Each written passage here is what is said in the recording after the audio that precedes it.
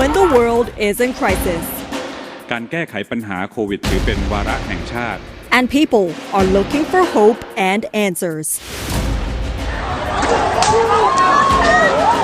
Thai PBS World is there with you with the best minds of the day.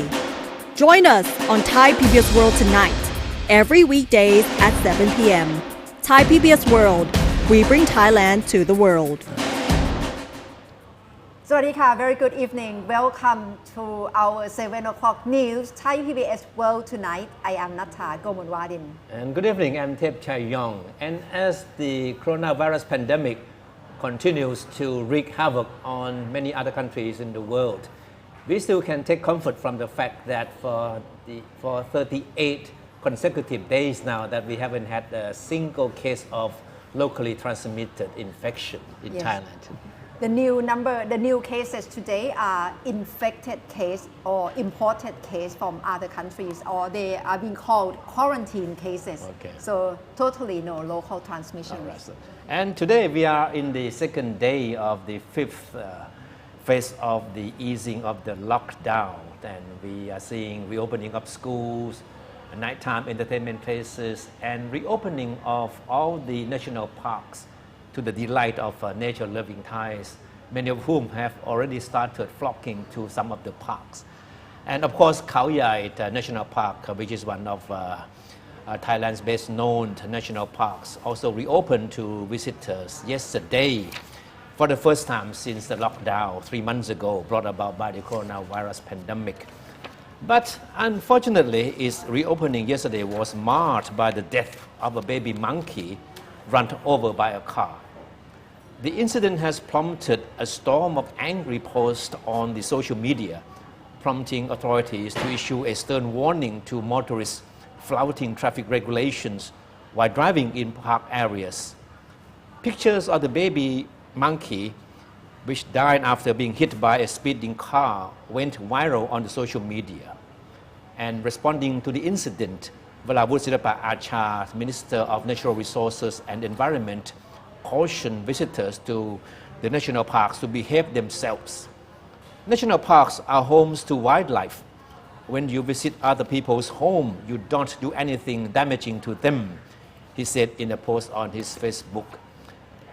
The picture you see on the screen right now is said to be the mother of the dead baby monkey watching over her deceased baby.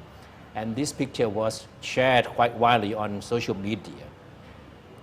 And Kun Vanavut, the minister, also asked for cooperation from visitors to national parks not to allow similar accident to happen again. And this was not the first time that wild animals were killed by speeding vehicles. Reckless driving has been common in national parks and has cost the life of many wild animals. Khao Yai National Park is among around 100 national parks which have reopened since July the 1st. In the latest phase of the easing of the lockdown, Varavut, a strong advocate of protecting the environment, has been adamant that if damage is done to these national parks after the reopening, he would not hesitate to have them closed again. However, a senior official of the Environment Ministry confirmed with the Thai PBS said that a single incident should not be a cause for the national park to be closed. However, he vowed to enforce stringent regulations to protect the wildlife in national parks.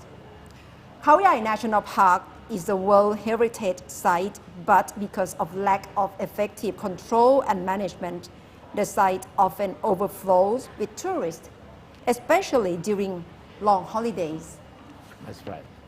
So, of course, this coming weekend we'll see a lot more tourists flocking to national parks after 3 months of having to close down. And certainly, I mean, a lot of advanced booking has been done because the forestry officials want to make sure that they can have some kind of control on the number of people visiting these parks. And officials of the Department of National Parks, Wildlife and Plant Conservation told ThaiPBS that since the department launched the online advanced booking application on June the 25th, about 30,000 people have made advance bookings, with Khao Yai being the most popular destination. And a limit has been set at 5,000 visitors per day for Khao Yai, but advance bookings are capped at only 3,500, with the rest for on-site visitors. He said, and of course, to make sure that wildlife will not be disturbed, big bikes and cars will be forbidden from entering the park. So this is sort of a precautionary measure being taken by forestry officials to ensure that there will be peace and calm for the wildlife once these parks reopen again. It has to be new normal for visitors who want to visit national parks as well, because Kun Warawut Silapa Achai has made emphasis many times, including in our program as well, that he would like all the travelers to treasure natural resources and wildlife as well, which has recovered quite abundantly during COVID-19 closure. But the pictures of the mother monkey watching over her dead baby certainly what came as was very saddening for many people. So we have seen a lot of messages, on the social media platform today, talking about this particular incident. Yes. So let's hope that this kind of incident will not happen again. But of course, it needs a lot of cooperation from visitors to these parks. Yeah. So last night we saw the reopening of most of entertainment places in Bangkok and other major cities. But of course, if operators of nighttime entertainment venues had expected to see their customers flock back on the first night of the lifting of the lockdown measures, they must have been very disappointed. Even one of Bangkok's most renowned entertainment strips on Pat Pong Road had little to celebrate last night. Like most other red light districts, it saw the return of only a trickle of clients. Our news team made a quick tour of the area last night, and it found that there were mostly empty chairs and empty stages, something unprecedented for most of the business operators in Pat Pong in more than 40 years. And this picture you see now on the screen certainly tells a lot of stories. It was void of customers, and the stages were empty. And this particular nightclub our news team visited tried as much as it could to adhere to health safety measures as mandated by the Public Health Ministry. However, the only thing that was missing were its clients. Yeah. The nightclub manager said she was aware that she could not expect a sudden return of her foreign clients, yet she decided to reopen rather than continuing to stay closed. She said, "I have interest to pay and have also invested in installing these health safety facilities as demanded by the government, so I might as well go ahead and pray that things will get better."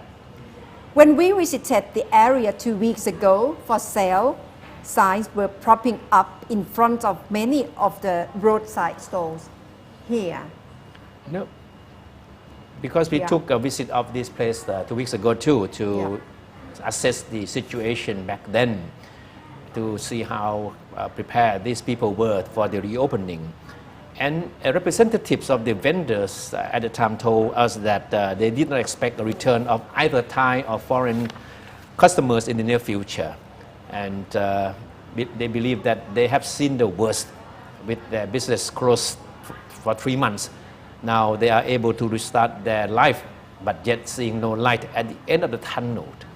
Yeah. And what you see on the screen right now is an inspection tour made by the police officers in Thong Lo area, another popular nighttime venue.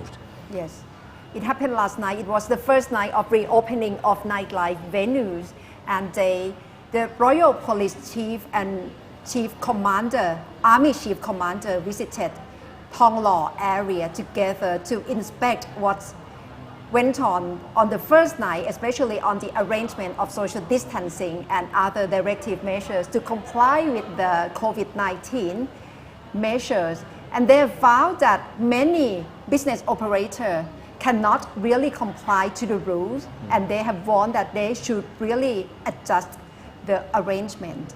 And the time of the closing down last night was midnight, so they tell all the employees and the business operator that they really have to comply with all the That's directive measures. Even in Phuket, our teams of reporters there also reported a rather quiet night last night. Of course, many nighttime venues reopened, but there were not many customers. Many tried to adhere to the strict social distancing measures, but of course, life certainly is not expected to return to normal that soon. That's a fact of life that these people are admitting now. Even in Patong area, which is certainly one of the most famous entertainment strips there, many shops, many entertainment places still stay closed because the operator said that they rather stay closed because they couldn't expect to have many customers return in a near future at least. Yeah, it must be quite big challenge for nightlife venues to really follow strict rules and regulation and have life back as normal as before COVID-19. Probably it's quite impossible to enjoy nightlife at this stage. No, because we know that hundreds of thousands of people have their livelihood, dependent on these nightlife activities, right? We're not talking only about operators of these places or employees, but all the related businesses, all these food shops, all these other related services, which involve tens of thousands of people as well. So if these businesses do not function well, then a lot more people could suffer as a consequence. And overall, the number of infection cases in Thailand is not too bad, Kun Thepchai. Yesterday, local transmission. Today, no new cases of new local transmissions. Only new quarantine cases. So 6 more in Thailand. And it means that overall, it had been 38 consecutive days that Thailand goes without local transmission. All the 6 new cases were Thai nationals who recently returned from Indonesia, South Africa, and Sudan. They were quarantined in Chonburi province and tested positive for COVID-19 on June 29th while being asymptomatic. And they were among 172 passengers on the same flight to Thailand. And another new case was a male student aged 20 who returned from South Africa on June 28 and had coughed for about a week. He tested negative on June 28 but positive on June 30th, and he was among 106 passengers arriving at Suvarnabhumi Airport on the same flight. And right now, in terms of global COVID-19, all eyes must be focusing on second wave, and especially the case of Japan. So suddenly, just one day, the case has risen. So what's really coming up and what's the latest situation in Japan right now? We have Kun Nat Bunak joining us. So what's really coming up with Japan? So there is a possibility that we'll be seeing a second wave in Japan, particularly in its capital city of Tokyo, where they have confirmed 107 new cases today. That is the highest number of cases and the first time it has reported a figure in triple digits in 2 months. The last time where the daily count in Tokyo exceeded 100 was the 2nd of May, and today is the 2nd of July. So today is 107 new cases, and that's the highest number of cases in 2 months. Ever since Japan lifted their state of emergency back in late May, we've been seeing a high number of daily new cases of the coronavirus in the very recent weeks. The latest infections in Tokyo has brought a total number of cases to 6,399 cases only in Tokyo, which is the largest number among the nation's 47 prefectures. So it must be quite alarming for Japanese government as well. Definitely. Before they announced state of emergency. This time, any possibility to announce state of emergency again? Well, the Japanese government said yesterday that there is a possibility of redeclaring the state of emergency, but only in a worst case scenario. So in other words, the state of emergency remains an option. They also said the increase of infections in Tokyo were mainly due to the cluster infections and a more aggressive testing, mainly on people working at nightlife entertainment facilities or those who have been there. The Tokyo governor also told reporters that the metropolitan government will hold a meeting involving medical experts to hear their opinions on the recent surge. So this is certainly a good reminder that the absence of new infection cases doesn't mean that you are out of the woods. So it's a good reminder for Thailand, which hasn't had a locally transmitted case for 38 straight days now. But it doesn't mean that we should lower our guard.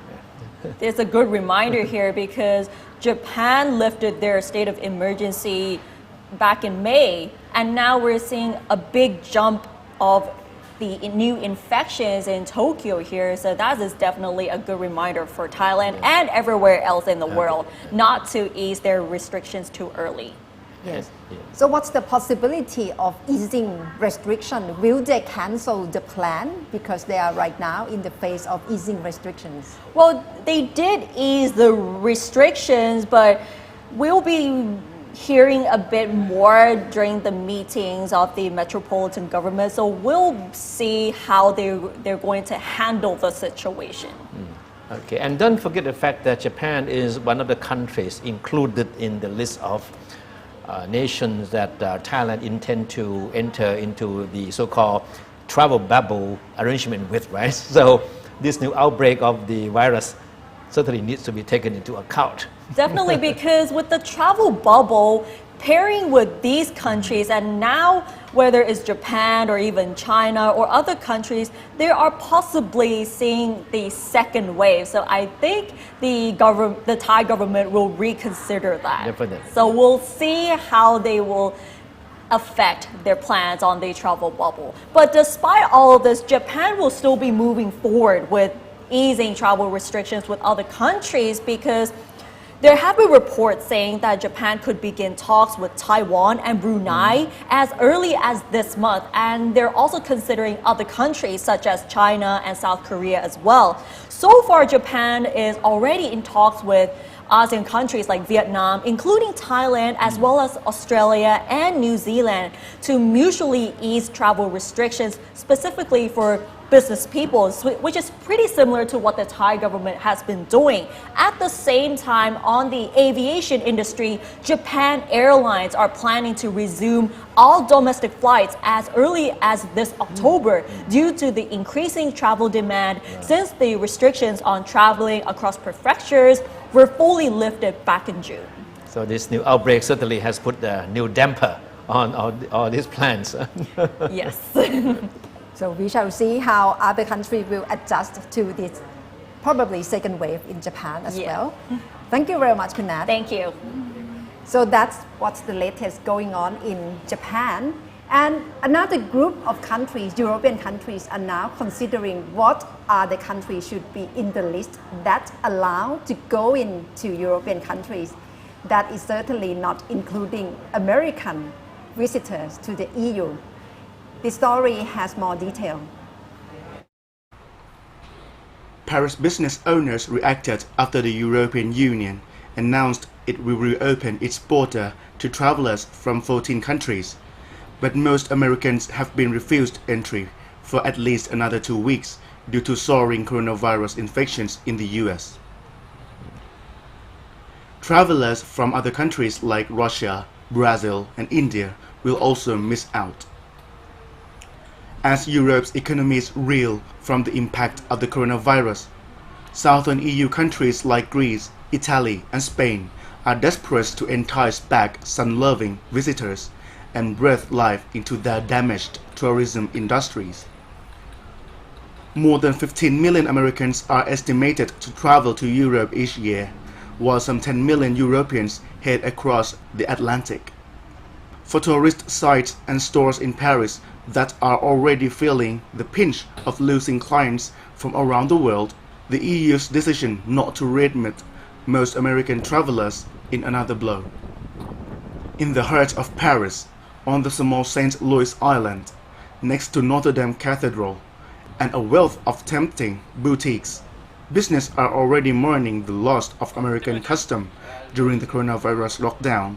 C'est vrai que les clientèles américaines ou tout ça, c'est... Frank Goulot, the Parisian cheesemonger, said that American clients had a good purchasing power, so it will be a loss of earnings for him. Ça, c'est un manque à gagner. On était vraiment content d'enfin pouvoir Anne Benoit, the owner of a perfumery, said she's very happy to finally open the shop, but she still feels that the world hasn't got back to normal. She is still trying to move forward, but tourists are not present this summer. C'est comme si les gens étaient choqués, a été choqués. Paula Pellizzari, owner of Venetian Mask, an art shop, and head of Illa St. Louis Business Association, said that Americans were 50% of her client. She can't substitute that client with another, and some shops has much more than 50% of American tourists. Citizens from the following countries will be allowed into the EU's 27 members and 4 other nations in Europe's visa-free Schengen travel zone: Algeria, Australia, Canada, Georgia, Japan, Montenegro, Morocco, New Zealand, Rwanda, Serbia, South Korea, Thailand, Tunisia, and Uruguay.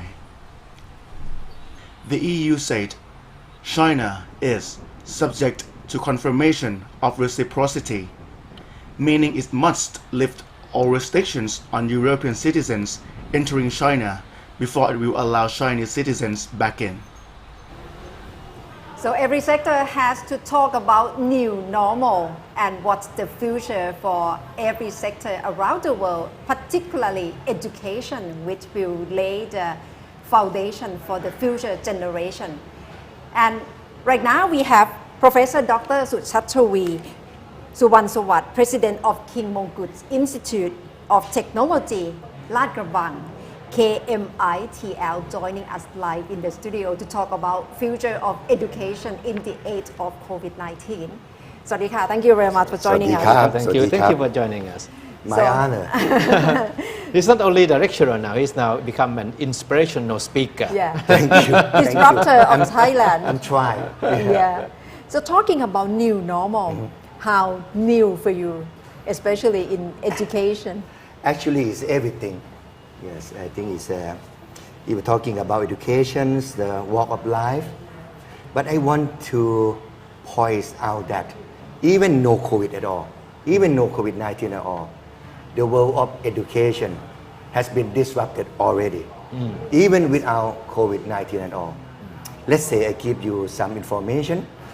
2017, the number of students that join the central admission system, it dropped to 400,000. Actually, university in Thailand can accommodate more than twice. Wow. So it's close to 1 million, but only 400,000. That's why people say million. I mean, nobody know exact number. Okay. But I think it's, of course, it should be much more than 400,000. What happened?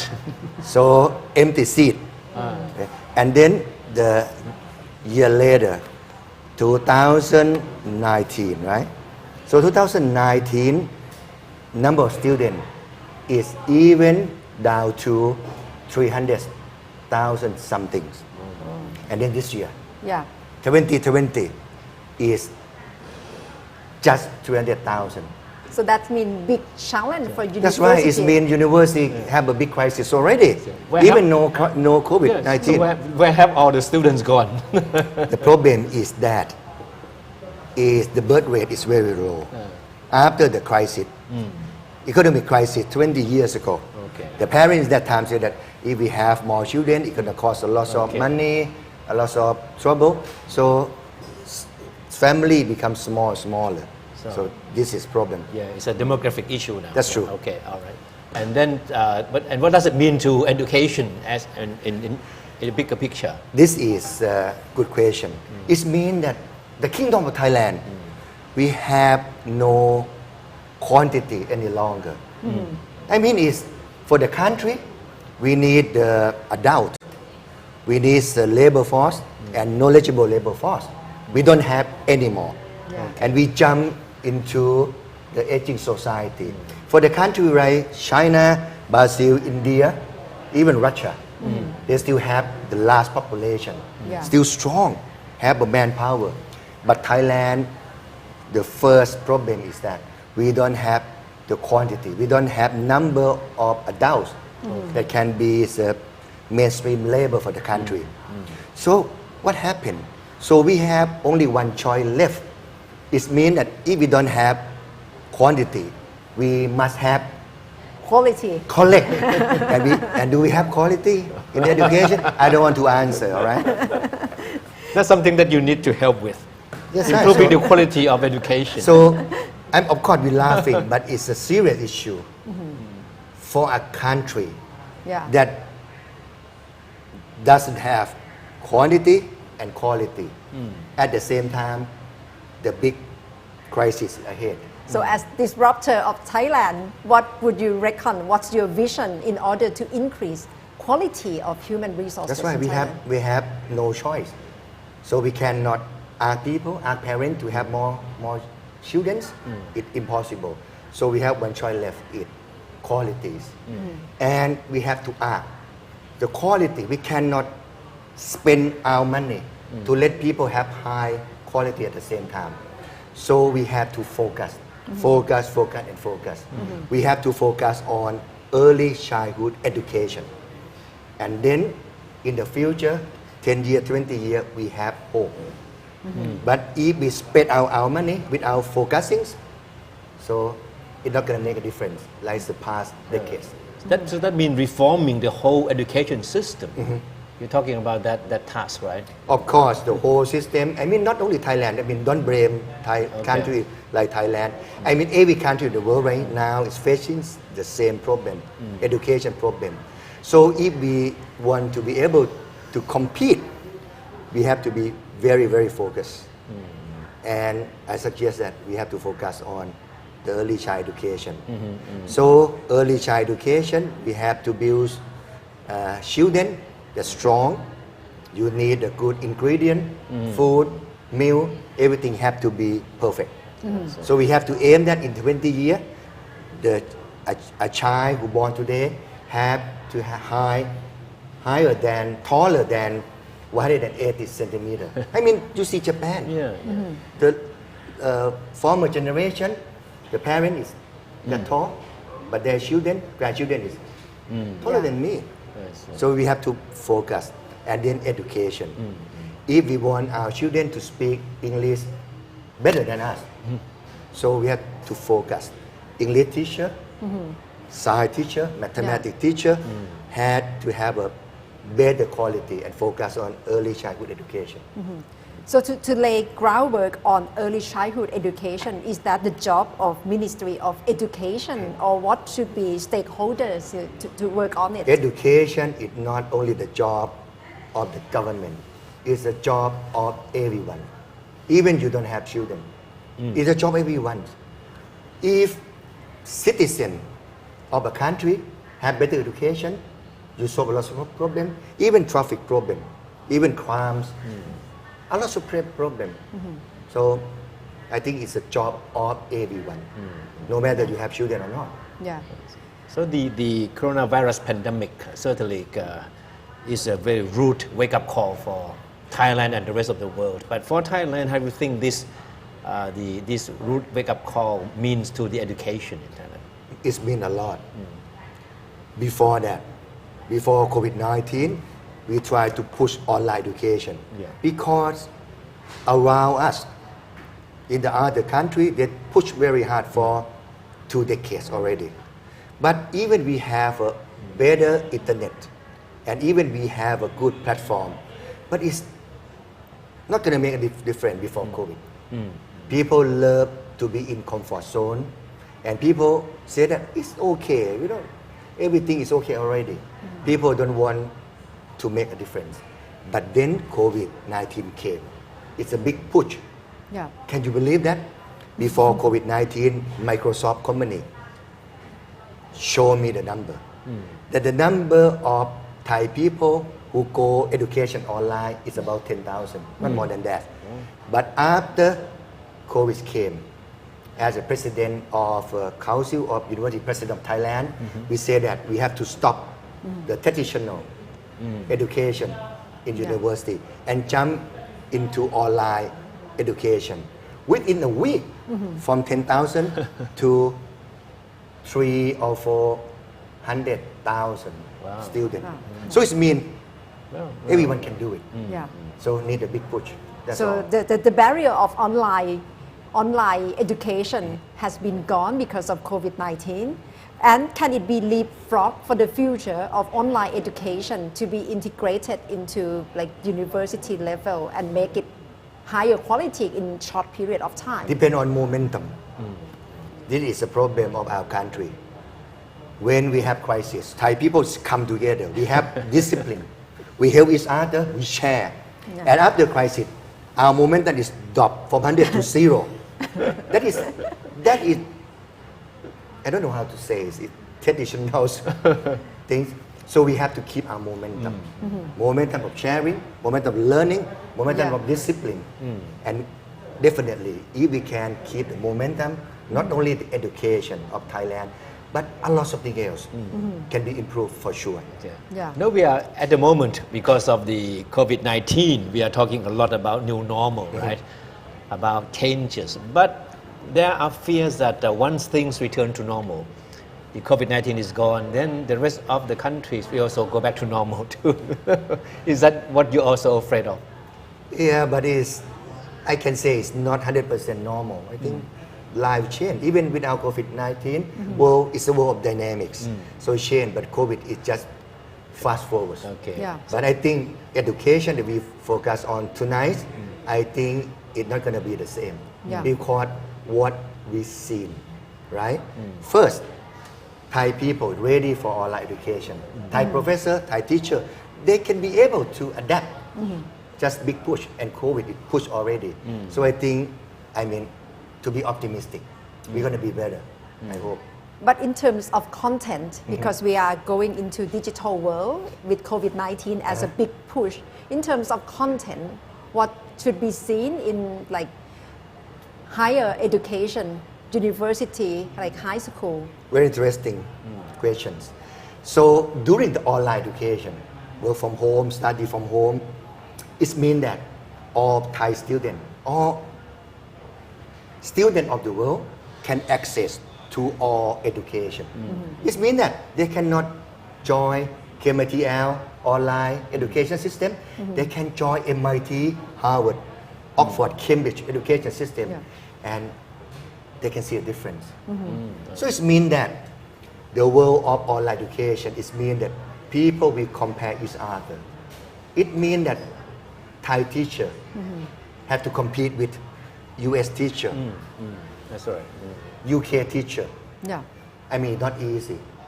The problem is that if Thai students have seen that US teacher can teach mathematics, can teach physics, whatever, English, better than Thai teacher, it's going to be winner take all. It means the whole world, not only Thai students, will be taught by one teacher. What can you imagine? Yeah. So they have choices now. They have choice. Yeah. Okay, you can say that's good. It means that you solve the inequality problem. So all Thai students can study with the best guy in the world in the mathematics. Okay, all right, it's good.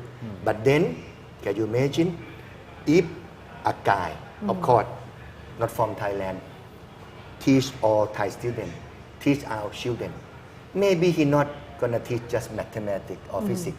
They may involve of a politic idea, other kind of philosophy. That is not match our society. What gonna happen for the next generation of Thailand? Yeah. So it would be quite So problematic scary in terms sometimes. of Yeah. culture. Yes. You got the point, right? So Yeah. it can be dangerous. Yes. But on the other hand, we see COVID-19, probably people are raising questions on globalization because people may see no point of going abroad to have foreign education any longer because of COVID-19. We don't feel safe, so we rather stay at home. So what do you see the dynamic of globalization on education? Of course, right now, globalization had been stopped. We cannot move money back home. Even people cannot travel to Thailand. And of course, even now, you get accepted from top university, you cannot go, right? Yeah. So globalization right now stop. Yeah. So in turn, probably it's become opportunity that we can be localization, not only on the products like food, medical equipment, but educational system. Can we become localization? Can we teach English? Can we teach the PhD in a super research? So I can say that we can, but we have to push very hard. Yeah. This is opportunity. It means that all of the walk of life in Thailand, not only the government but all society have to push.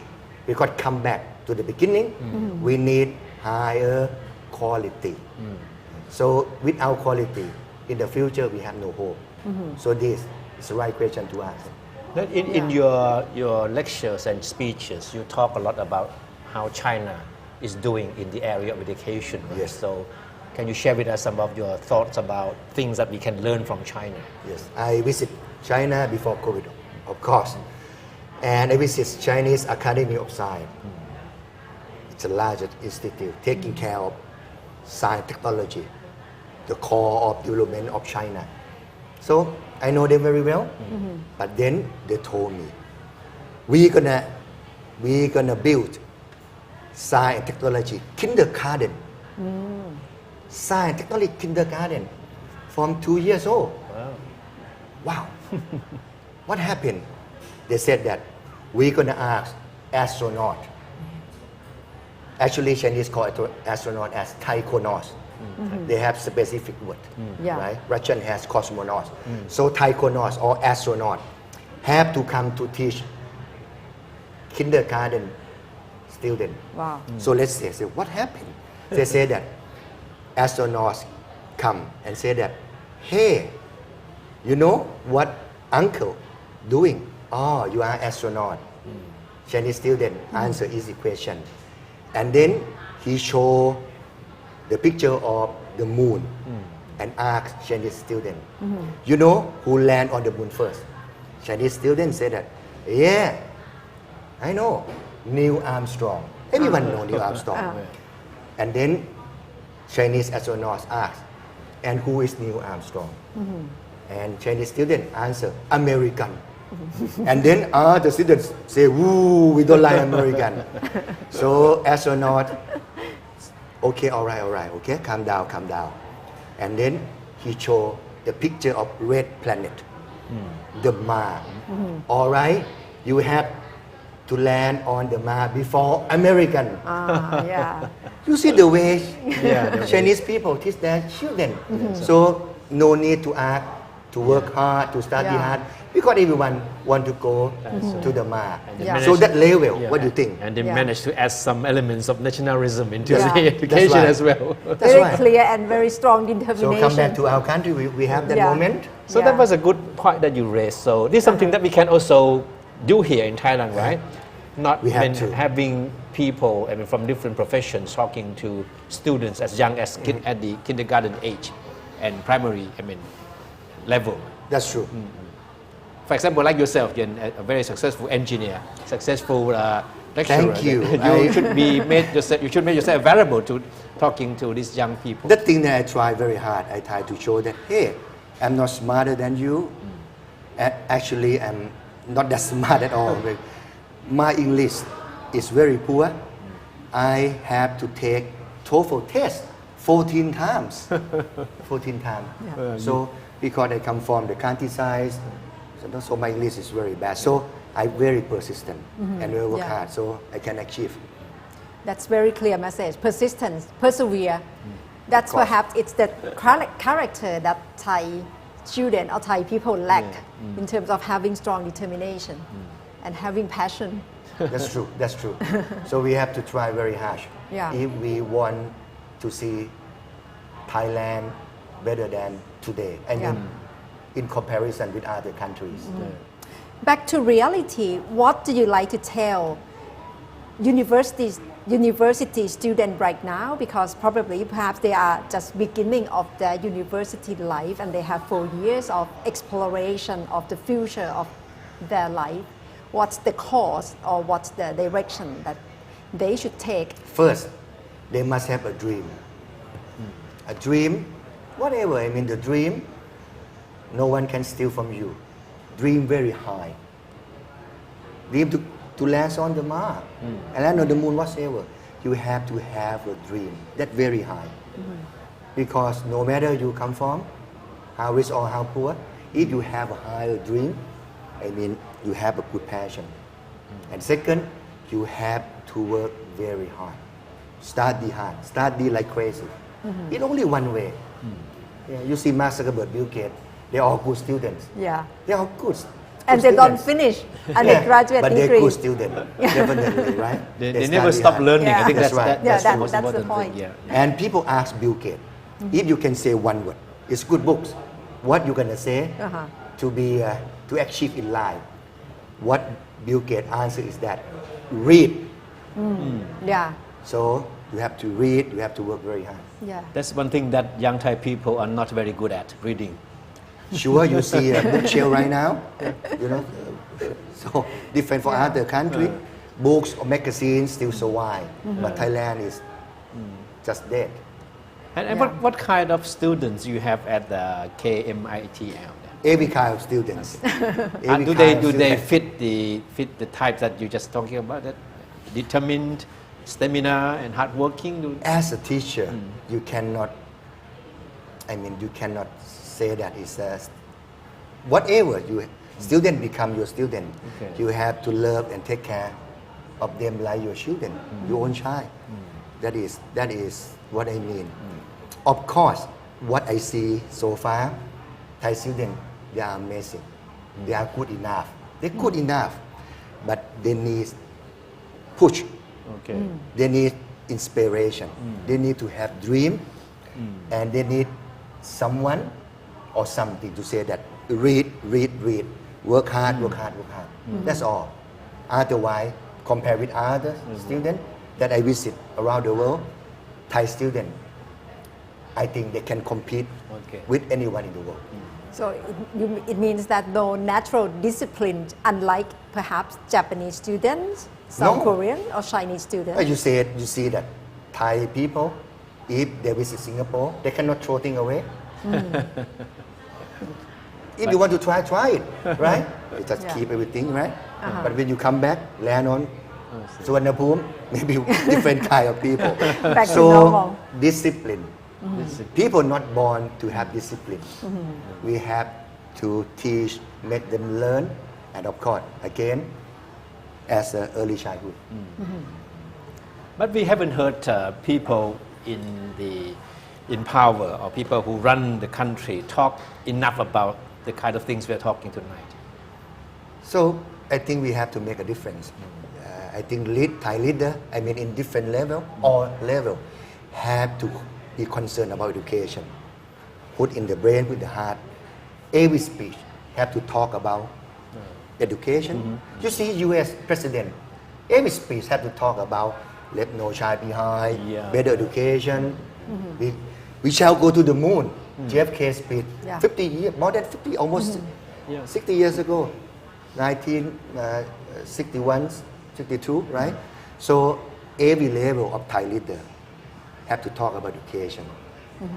Yeah. So don't forget the dream and always have passions. Correct. That's the core message from Professor Dr. Suchatsavi Suwansawat for the new generation of Thailand. Don't ever forget your dream and to pursue your passion in order to set the course for your future. Thank you very much for joining us for Thai PBS World Tonight. My pleasure. And Dr. Suchatchavi will be with us for Thai program Thanlok with Thai PBS World Tonight as well. So please stay tuned and watch us again at 8 p.m. Thank you for watching us for now. Bye for now. Thank you. Thank you.